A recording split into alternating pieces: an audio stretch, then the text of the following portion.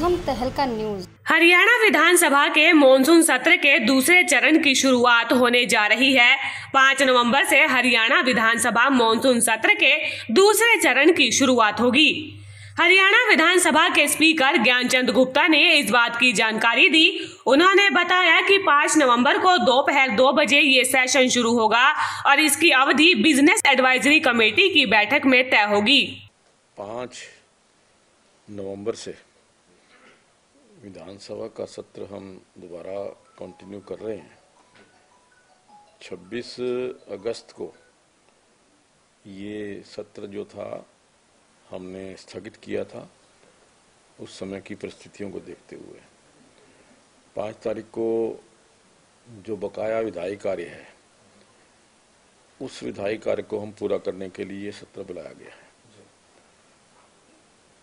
उस समय तक अभी तक जो 350 के लगभग जो है वो स्टार्ड क्वेश्चन अभी तक आ चुके हैं, तारांकित प्रश्न, और 87 प्रश्न जो हैं वो अनस्टार्ड हैं। तो इसके अलावा 34 जो हैं वो कॉल अटेंशन मोशन आए, 4 एडजर्नमेंट मोशन आए और 2 विधेयक जो पिछले सत्र के दौरान आए थे, उन विधेयकों के ऊपर भी इस सत्र के अंदर चर्चा होने की संभावना।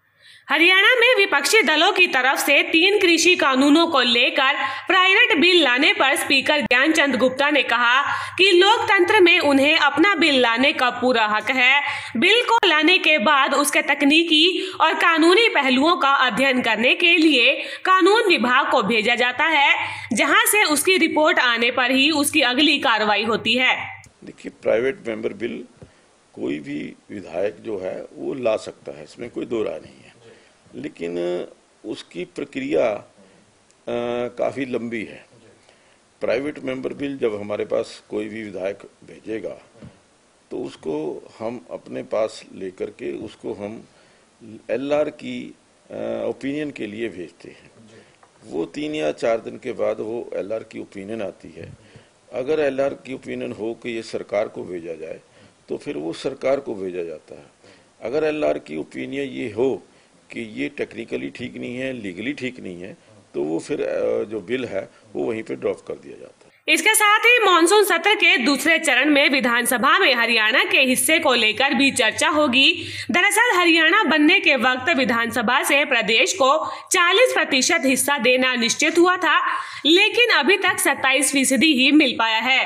इसको लेकर भी इस बार सत्र में चर्चा होगी कि जब हरियाणा प्रदेश का गठन हुआ था 54 वर्ष पहले, जो कार्य 54 वर्ष पहले हो जाना चाहिए था, तो मुझे लगता है कि हम उसमें काफ़ी देरी हुई है। लेकिन फिर भी आज हरियाणा के सम्मान की खातिर, हरियाणा के लोगों की मांग पर, हरियाणा अभी तक पंजाब के बिल के मतहत जो है वो गाइडेड हो रहा है, वो यहाँ पर कार्य कर रहा है।